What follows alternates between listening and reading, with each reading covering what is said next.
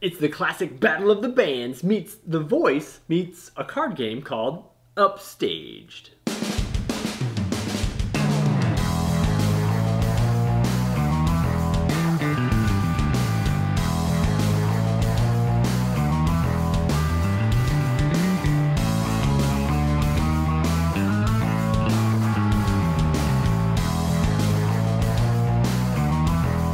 Hey guys, and welcome to Tantrum House Studio 3. I'm Will Meadows. And I'm Sara Meadows, and today we're previewing the game Upstaged from designer Mike Trias from Koalatie Games. It's a 2 to 4 player light programming set collection game. It's coming to Kickstarter soon, and we've got a prototype copy of it. Let's go ahead and take a look at how it's played. To set up the game, construct your stage and runways in the middle of the table using the board game box. Shuffle the artist cards and cue cards and deal 4 of the cue cards to each player. Give them a genre card, and then you're ready to begin. Each turn, players may take 2 actions. They may play a card from their hand and take the actions shown on it, or they can play any 2 matching color cards to move one artist 1 space forward. In the game, players are trying to recruit 4 artists to their team, so at the end of the game, they can cut the weakest link, forming the ultimate trio and scoring big points. The game ends as soon as all players have recruited 4 artists, but as soon as one mentor has recruited his 4th, anytime a new artist would come to him, instead, one of his other artists is upstaged and added to someone else's troupe.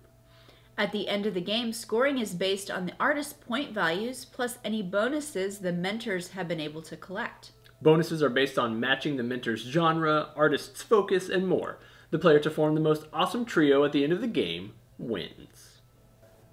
Upstage is a nice, light, small box game that takes about 10 to 30 minutes to play. It's a really easy game to jump into because once you've formed the stage, you've really only got 2 decks of cards that you're messing with. The cue cards are going to be cards that you have actions that you can play from. You're going to have 4 in your hand, and you'll draw up at the end of your turn. And then the artist cards are going to come out anytime the stage is empty. So there's always going to be a new artist on stage. The cool thing is that if it comes out on your turn, at the beginning of your turn, you get to determine which way that artist faces and which runway it's going to head out on.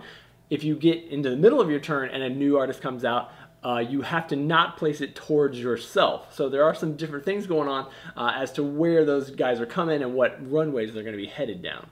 Yeah, I think they did a good job of using the box as a cool way to incorporate components to make the stage that you actually rotate and move around on your turn, and planning ahead to where those artists may move down each runway towards you, and planning how you rotate is the real key of getting the artist that you want for your group to win the game. When you play those action cards, it's going to move all the artists, so sometimes you're going to be helping out your friends or hopefully hurting them and giving them artists that don't match what those players are going for.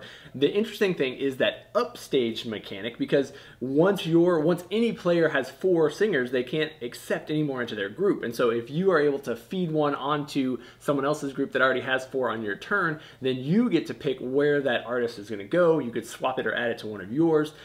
We haven't really run into it, but I feel like in a 4-player game, you'd probably end up in situations where I send one over to him and he sends it over here, and then I take one of his and add it to mine, and then I complete the game. That would be a really fantastic final turn if you could pull it off. Yeah, the artwork matches this type of card game. It has this silhouettes. It kind of reminds me of some of the video games like Rock Band or some of those dance games that faceless, licenseless. Yeah. And it kind of adds to the experience. The colors help you out, although some of the bonuses that you can get from the mentors are actually worth as more points or as much as just the artists themselves. And so trying to plan and get those bonuses as well as just matching the genres can give you a lot of points in the game. Yeah, there's plenty of set collection fun because there's a lot of different ways to score points. Another fun thing in the game is being able to interrupt other players. Some of your cue cards will allow you to do that, where you can stop them and, you know, move a guy and it messes their turn up and then it goes back to them. So there's some, it's not heavy backstabbing at all. It's very light and it's fun. And the whole game itself is a fun, quick game to play. We've had a lot of fun with it. If it sounds like something that you would enjoy, check it out on Kickstarter right now. And then be sure to subscribe to Tantrum House. We love having you guys around to watch our cool videos about games that are coming to Kickstarter that you need to add to your collection.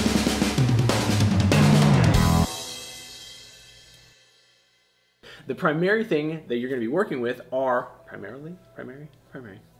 We didn't mention snatching or switching, but you can do those in the game too, and they're cool.